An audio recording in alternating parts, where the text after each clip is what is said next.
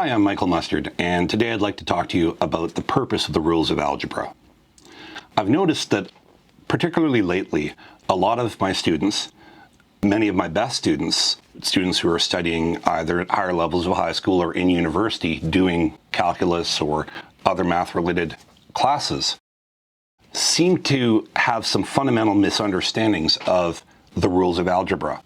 And I think that's something that perhaps is not being taught or absorbed as clearly as maybe it once was. And so in this video, I'd like to tell you a little bit about the purpose of the rules of algebra and then summarize them into two concepts that you can apply while doing algebra to help you develop a full understanding of how it works. Why is it important to understand the purpose of the rules of algebra and to understand fully how they work? When learning math, you're going to spend a lot of time teaching yourself. We're doing self-assessment. And I think that's very difficult to do if you don't really understand how these rules work. I also think that for many people, there's a fundamental misunderstanding about what the rules of algebra are. I think for many people, they think of the rules of algebra and of mathematics as if they are similar to the rules of a game. You know, if you're playing Monopoly, you go around the board in a particular direction. Could you go in the other direction? Well, sure, I guess you could. It just happens that the rules are set that way. But if they'd been set in a different way, it'd just be a different game. In the same way, I think a lot of people assume that the rules of math or rules of algebra are just some set of principles that, you know, perhaps in the year 1314, the Honorable and Venerable Math Guild of Bavaria got together and a bunch of old men in robes sat down and set out what the rules of algebra would be forever to torment students trying to learn mathematics. But this is actually not the case. The rules of algebra and of mathematics are actually a reflection of reality. They are the way they are because they could not possibly be any other way. And for this reason, they're actually very accessible to you. You can work out the rules of algebra and do so without the help of a teacher or a tutor such as myself. I hate to say it. What is the purpose of the rules of algebra? The most common answer I get to this question is, well, it's to help you solve problems. They're there to get an answer. The answer is no. Actually, that's not the case. The rules of algebra can be used to get an answer. It would be kind of like if I asked the question, what's the purpose of the rules of the road? Well, it's to drive to the mall. No, you can drive to the mall using those rules, but that's not their purpose.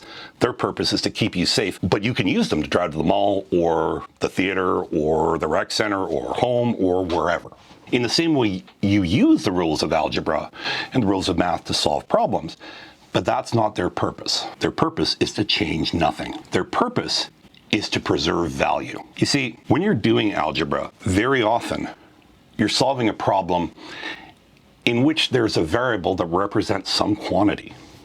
Now, when you start that problem, that variable already has an answer. There's a value there, but you don't know what that is. And you're going to use the rules of algebra to get to that answer. Now, what the rules of algebra guarantee is that in the manipulations you do to solve the problem, you didn't accidentally change the value of the thing you were looking for, because then the answer you get at the end of the problem is not the one that you're looking for, and your answer is wrong. I would summarize the rules of algebra in two fundamental rules that you can apply when you're doing math. I call these rules the rule of expressions and the rule of equations. In math, the word expression basically means thing. It's just something, some combination of variables, numbers, symbols that doesn't include an equal sign or a comparator. The rule of expression says you can do anything you want to an expression, anything you want, as long as you do not change its value. The second rule I call the rule of equations. This says you can do anything you want to an equation, even change its value on one side, as long as you change the value on the other side in the same way. Let's imagine that I'm trying to solve a problem, or let's say simplify an expression in algebra. And let's say I have this expression x plus 2 over 2x plus 3. And I have a question. I see that there's a 2 on the top of the fraction and there's a 2 on the bottom of the fraction. I'm wondering if I can cancel them out.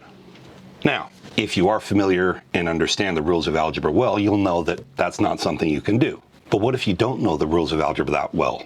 What if you're learning them? Then you might not be sure whether or not you can do this. Well, I'm going to show you how you can be sure. So what I'm going to do first of all is I'm going to come up with a rule that I'm going to think I can apply here. So I'm going to say, well, I'm going to divide the 2 on the top by 2, so that'll leave a 1 behind. And I'm going to divide the 2 on the bottom by 2, that's going to leave a 1 behind as well. And so I'm going to end up with the expression x plus 1 over x plus 3.